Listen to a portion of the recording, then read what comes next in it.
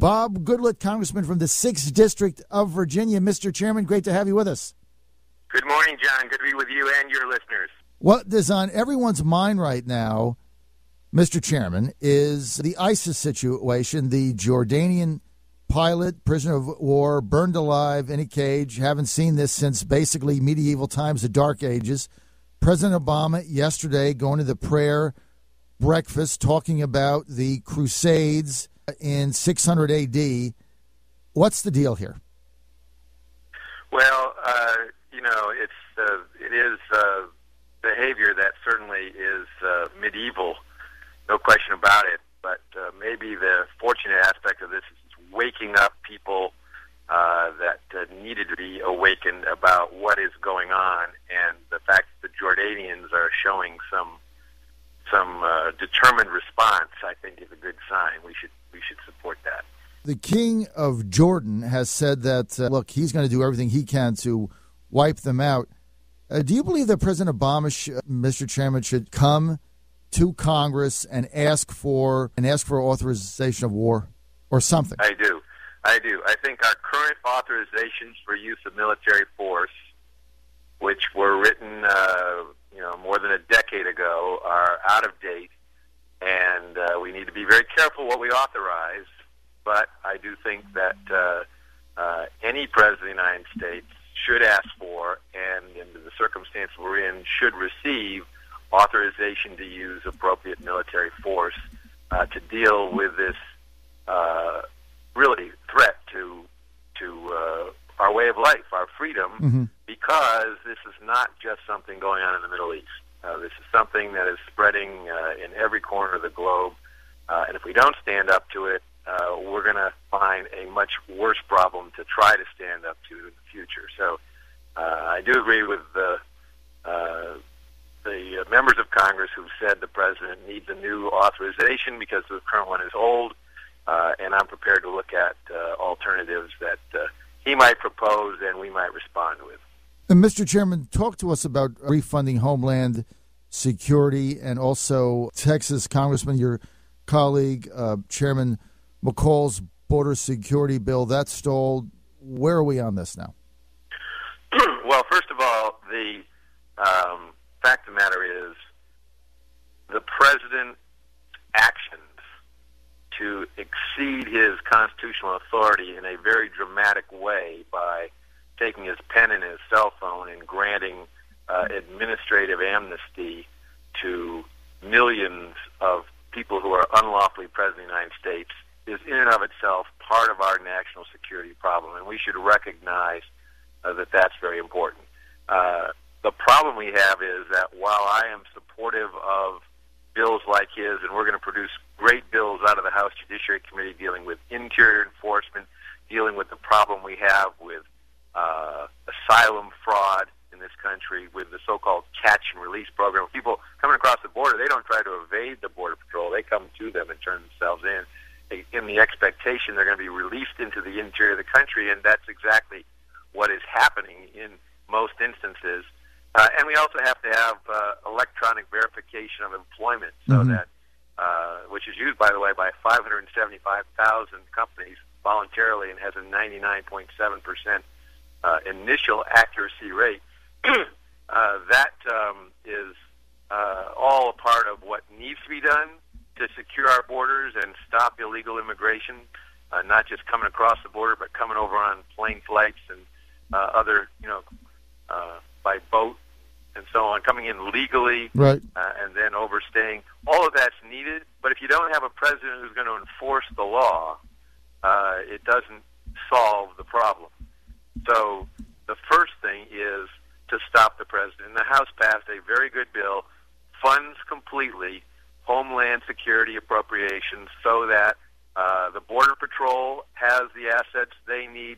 All of the other agencies within the Department of Homeland Security have the funding they need, but it says basically one thing, and that is the president's illegal administrative amnesty is hereby halted, and he can't fund it by using any of these funds. You can't fund it by using any fees that are paid by legal immigrants who are going through the process legally and having their fees diverted. to pay to do this, which is another outrage. All of those things are very legitimate use of the power of the purse by the Congress. We passed that bill, sent it over to the Senate, and the Senate is now struggling with it. I have met with senators and strongly urged them to fight this every step of the way. We'll see how much fight they put into it, but that is absolutely important. And finally, actually two other things. We have also joined, many of us, I led in the House, Ted Cruz in the Senate, an effort to get members of Congress to sign an amicus brief in support of a very good lawsuit brought by 26 state attorneys general, led by Congressman Joe Wilson's son, Alan Wilson, who's the Attorney General of South Carolina, to sue the Obama administration over this administrative amnesty based upon the negative impact that it has on their states. That case is moving forward. I also think that Congress has a separate, very clear cause of action under Article 1 of the Constitution, and that we should bring our own lawsuit in this matter as well. But in the meantime, we are supporting that effort, and that case is before a judge in Texas who has before him right now the question of whether or not he should issue an injunction halting this build-up to issuing these new administrative amnesties that are set to begin for what's called expanded DACA for the children who were brought here illegally by their parents very shortly, and then maybe a couple of months after that for this even larger group of 5 million people. Right. All of that is necessary to fight what I think is not just a horrific immigration policy, but also a real challenge to our representative democracy in this country. If a president can do this, a president can do most anything against the will of the American people through their elected representatives in the Congress. Mr. Chairman, how likely is that injunction? We don't know. I really am very cautious about speculating about what a court will do. And, of course, an injunction only lasts as long as the court proceeding is going on. But if it is issued, one of the grounds for issuing an injunction is the likelihood of the underlying case prevailing. So it would be a very good sign if the injunction were issued, but it would not alleviate the need to win the underlying lawsuit. Mr. Chairman, very quickly, I know we've only got a few minutes. Yesterday, Senator Rand Paul from Kentucky calling for a full audit of the Federal Reserve. Does that matter? How do you stand on that? Yeah, I've supported that. That initiative was begun by his father a number of years ago, and I think that there should be a full audit of the Federal Reserve. The Federal Reserve has extraordinary powers, which can be done in a way that, frankly, is not at all very transparent, certainly not to the average American, but even to the green eye shades people who in the Government Accountability Office report to the Congress on what is happening with regard to the monetary policy of the United States, which has a very serious impact on our fiscal policy in the country as well, and can be manipulated in ways to mask the size of the national debt. So I believe that audit is appropriate and have supported and will continue to support legislation to do that. Hopefully, now that we have control of the United States Senate and a senator like Rand Paul is in the majority, there's a chance that we can take that up. It got very bipartisan co-sponsorship in the House, and I think that both the House and Senate should take it up, pass it, and probably even be able to override a veto by the President of the United States and get that done. Mr. Chairman, yesterday you introduced legislation to get rid of this, what many people didn't understand it, this ridiculous ethanol mandate. You called it a kitchen table issue. Can you elaborate on that for our audience? Yeah, so the federal government has, as you say, and I agree, a ridiculous policy where the government puts its heavy hand on the scales of whether it is better to use corn for food or corn for fuel. Now, I have nothing against anybody who likes ethanol. There are lots of problems with it. but if they make ethanol and sell it on the free market and people want to buy it, great. But that's not what's happening.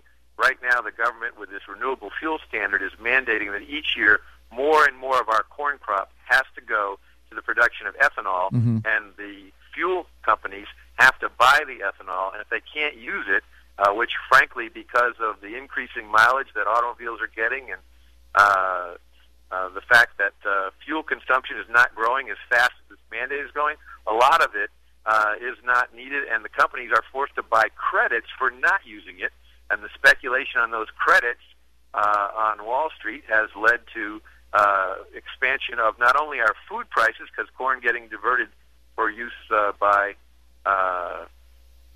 companies to make ethanol increases the cost of corn for livestock producers and others, but also because of this market manipulation, you also have fuel prices affected, not always, but at certain times because of this. So it's really bad government interference in the marketplace. It should be eliminated. I have a bill to do just that, because that doesn't get a whole lot of Democratic support, and we've got to have some to offset some of the Republicans in corn-growing states who support this bad idea. I also have an alternative bill that takes corn out of it reforms the program. I'd like to eliminate it, and that's what we ultimately need to do. But if we could just get corn out of it, it would be a dramatic improvement for the American consumer and for our free market principles in this country. Well, it's going to save everybody money. That's the bottom line. And talking about lower energy, saving money, I know you have a vested interest in this, the district that you represent. Mountain Valley Pipeline coming from Virginia, carrying natural gasoline through, where manufacturing companies could come in and tap into that. Is that something for Virginia, the Mountain Valley Pipeline, that you think makes sense or not? Well, obviously, we need to have natural gas get to the places where it's needed. It's a very important part of our energy supply, and it is a very important part of making the United States more energy independent, that we have dramatically increased our production of natural gas. The prices are low. That helps manufacturing, helps create jobs. On the other hand, we have to respect private property rights. So we have watched this process very closely to make sure the law is carefully followed with regard to what those private property owners' rights are, and whether the federal and state agencies involved in this are closely following the law and making sure that all alternatives are being properly considered so that no one is treated unfairly in the process. All right, so it sounds like what you're saying is philosophically you're in favor of it. You just want to make sure that it's implemented in a way. I'm not in favor of any particular pipeline. I'm in favor of energy production, and when you decide where to build a pipeline, that's an intensely personal thing for the people who are affected by it, and they have private property rights that deserve to be carefully examined and protected in that process, and we're going to do everything we can to make sure that that happens. All right, understood. Final question, Mr. Chairman, and we'll let you take off. You know that one of my favorite issues is the e-fairness tax. I think it benefits Main Street. It's been in your committee for some time. Do you see any taking action on that in 2015? We have been hard at work on that issue. As I think you may know from our previous discussions, I have a set of 7 principles. Anybody interested in checking those out can visit the Judiciary Committee's website, judiciary.house.gov, and take a look at them. The key one for me, that the Senate bill that passed in the last Congress, it's no longer extant because that Congress has ended, but that bill gave states the authority to reach across their state lines and regulate businesses that, if it's Virginia telling a Pennsylvania business to collect taxes for it and collect them in a certain manner based on a certain rate, based upon certain items being subject to tax and others not, that business in Pennsylvania, subject to multiple audits, by the way, because every state that has a sales tax would attempt to do this, that business has no representation in Virginia. So the way our commercial fuel taxes are collected in this country, when a truck pulls into a truck stop in Virginia, they pay a tax, they pay the Virginia tax, but Virginia doesn't keep all of that tax. They share it with other states based upon a compact based upon a formula. And that is, I think, the direction we should go. So we have put forward a draft discussion proposal, which all the different groups, the governors and state legislators, the big box stores, the brick and mortar retailers, the online retailers, the technology companies, the conservative taxpayer organizations like Heritage and Americans for Prosperity and Americans for Tax Reform and National Taxpayers Union, who are opposed to that Senate bill. We've asked them all to comment on this proposal, which is a way for the states to have their own businesses collect the tax and then share that revenue based upon a compact between the states.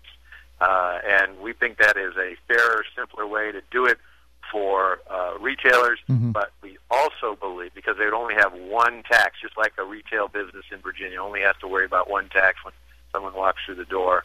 They don't ask them, did you slip over from Maryland or North Carolina? If so, I'll send that tax to your state. They don't have to do any of that. And most importantly, from my perspective, this idea that states can start this process of regulating businesses outside their jurisdiction is a horrible precedent. Some states are already trying it. California, as you may know, now says if you want to sell an egg in the state of California and you're a egg producer in Iowa, you've got to raise the chickens in a facility that meets California standards. Well, if every state did that, then an egg producer in Iowa would have to meet 50 different standards. So that's not how our country's economy was founded. It's based upon an open enterprise system amongst the 50 states, and where you need limited regulation of interstate commerce, that's a power that rests in the federal government. So we want to make sure that the states get the revenue they're entitled to under the law, but not through a mechanism that sets a bad precedent that they can then start regulating businesses in a whole host of other manners that those businesses have no representation in the particular state legislature. The Iowa farmer has no representation in the California State Assembly in Sacramento, and that's a very important principle to fight for.